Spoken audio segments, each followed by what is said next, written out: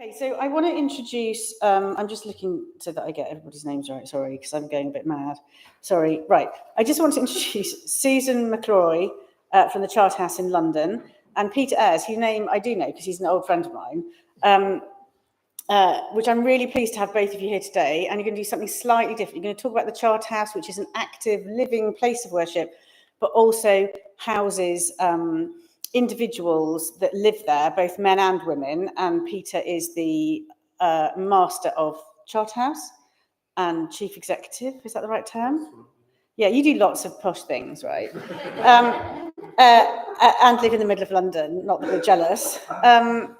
So you're going to do a kind of conversation, and I'm going to run the slides, and you're going to talk about community life in an ancient site. Thank you, Linda, for that lovely introduction.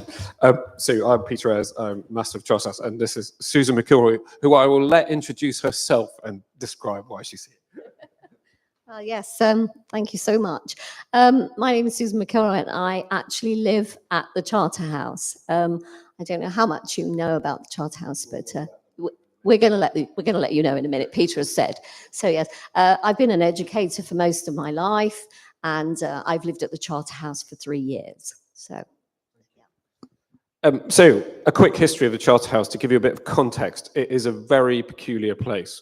It started out as a field owned by St Bartholomew's Priory, which now you will recognise probably as St Bartholomew's Hospital and Great St Bart's, the church over there. It was leased in 1348 to be a burial ground just outside the city, the walls of the City of London, to bury the dead of the Great Plague, which happened in that time, 1348, 1349. Now, later on, there was a desire to build a monastery to pray for the souls of the dead who were there. And so the land was actually bought by a man called Walter de Manny, or Walter Manny, who was a knight of Edward II's. And they built a Carthusian monastery, and it's now called the Charterhouse. Now, do you know where the Charterhouse comes from? It's got nothing to do with charters and nothing to do with houses. It's merely the mother house of the Carthusian order is in the Grand Chartreuse. And if you translate Chartreuse to central London, you get Charterhouse. So that is why they're called the Charterhouse. Not necessarily London, because the first one wasn't in London. It did really, really well up to 1535, when Henry VIII decided that he no longer wished to be married. And there was lots of issues that occurred. The Act of Succession to secure Anne Boleyn's children in the line of succession. And then the Act of Supremacy. And the Act of Supremacy, it was really binary. Is Henry VIII going to be the head of the Church of England or not? And he was. And the monks disagreed, and 4 of them were taken off to Tyburn and were hung, drawn and quartered. And every 4th of May, we still recognise that very brutal event that happened in the history of the Charterhouse. It fell into some meanwhile use. Lots of famous people lived there, including the Bassano family, who were musicians, John Leyland as well. And then in 1545, it was bought by Lord North and turned into a very well-appointed mansion house just on the outskirts of the City of London, but effectively still in the countryside. It hosted Elizabeth I's first Privy Council, and James I's first Privy Council were also held there. And it was owned by the Duke of Norfolk, who got his head chopped off in 1572 for treason.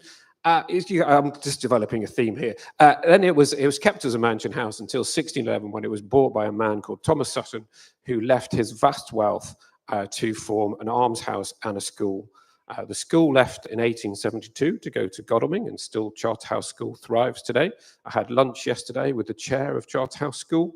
Still very close connections between the two things, but amazingly, since 1611, we still continue to be an almshouse with a difference. And this is the important point. So we house about 40 people, 40 older people who live in the Charterhouse.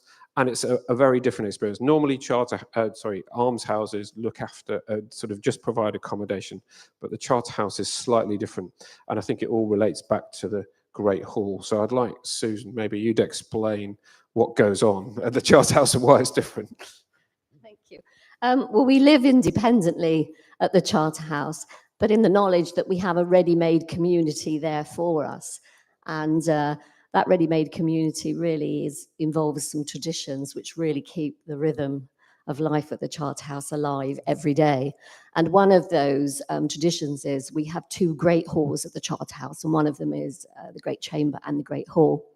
And we eat communally in the Great Hall, and this probably causes the most amount of discussion with anybody that visits, with family, friends, anybody that says, well, how can you all eat together? But it is, when you come to the Charterhouse, you know, it is a community, and people often ask, how do you do it? Well, how we do it is when you arrive at the Charterhouse, you get assigned a seat, and you have that seat going forward. I actually share a table with 7 men, which is wonderful, absolutely wonderful. And people say, well, what are the benefits of that? Well, we have breakfast, lunch, and supper. Breakfast and supper, quite informal, but lunch is very formal. So if you ever have any guests, you have to remind them before we go in, we actually stand for grace before and after the meal. Peter is generally there, he bangs the gavel, he says grace for us, and we get on with everything.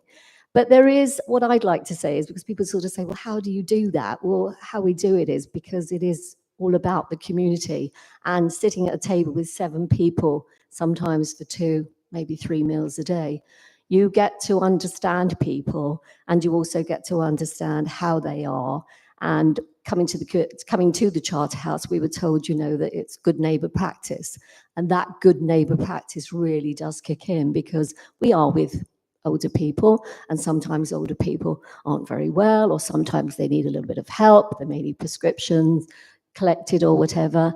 And that's really how it works. But it's a fantastic community there, and very much so. When you arrive, you are asked, what can you contribute?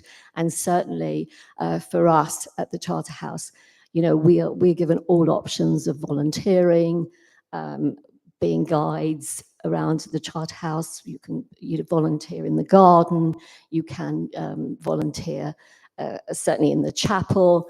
There's lots and lots of activities that go on there. So really, it really is a very, very, you know, I would say it's not a care home there. It really is a vibrant almshouse, which you really can get involved in.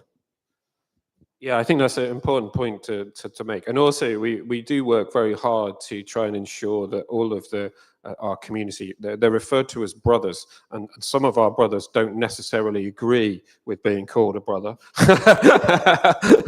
but it's which is an interesting debate in itself. We try very hard to look after our brothers until end of life as well as site. So we have a registered care home on site, and we're focusing quite a lot on what does it mean to age in the 21st century with a 100-year life looking ahead to us. I was just interested, maybe people think you might live in dormitories as well, Susan. You might want to explain what your accommodation's like, rather than just... Yeah, it's not a dorm, you'll be happy to know. I actually live in a 1-bedroom apartment, which really does allow for independent living, and we can be as private as we wish. So it's really quite normal living, yes. Just to reassure everybody. So we have a 7.5-acre site in central London, and I think, one, the location of this site is important, and part of our strategy is about place. And you probably talked a lot about place and well-being over the last couple of days. The thing is that our trustees, our governors as they're called, could sell off this site and make a load of money.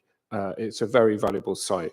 And they could reinvest that building a purpose-built building somewhere else, like maybe Frinton-on-Sea, which could maybe benefit more people. But actually, we think there's inherent value in being in this historic site. And I wonder, Susan, if you might reflect on how you feel about living in this place of great history right in the centre of London. Yes, I mean, it's just glorious, really. We are in the centre of Barbican, but I have a sense of pride about where I live, and I really think that's shown in certainly whenever I do any guide work, or I'm helping in gardens or whatever. I just feel that we are just so lucky to be where we are, and what we really want to do is certainly, you know, share and open our doors to everybody else that's coming in and allow them to, share what we have at the Charterhouse. Yeah, I think that's quite important. So the Charterhouse was closed and had no women up to about 2017. So we're quite late adopters of. So you're at the cutting edge of almshouses in London, Susan, and it's made a big shift actually. And actually, having people visit the site is really important, and it does help with the pride of the community who are there. And we really want to share that.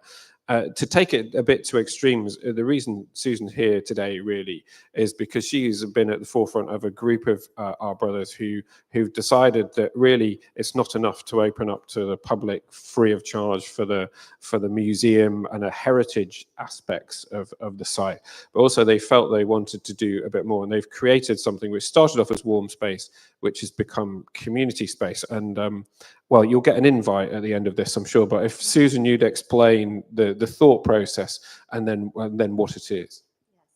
I mean, saying that we're very proud of where we live. We just wanted to sort of see what we could do to open our doors and connect with the community and the wider community.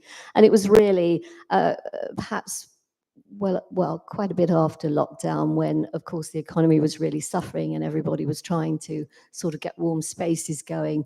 We decided, let's look at what we've got. What can we do with what we've got to help, those outside? So we decided we would create a warm space, and we asked Peter if that's what we could do.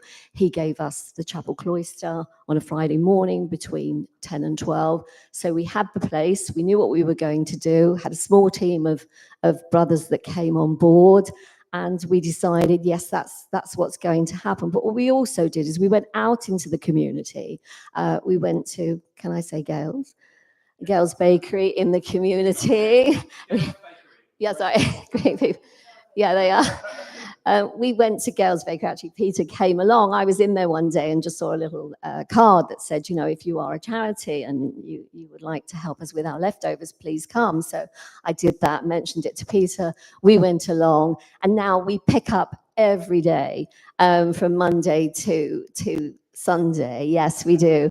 And we have pastries, because what we wanted to try to do was make it, so that we were funding it, really, that nobody had to pay anything. We then went off to Waitrose, and lovely Mr. Harris at Waitrose gives us tea and coffee.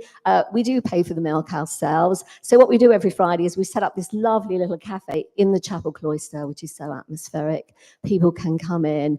They can, tour the museum, which is for free. They can go into the chapel, and they can sit down and, either by themselves, if they just want to contemplate, they can do whatever they wish. But we have brothers in there who sit and chat with them, and they have free tea and coffee and a pastry. And Mr. Aiers comes down every Friday and doesn't miss it. He complains bitterly about the coffee, but he likes the pastries.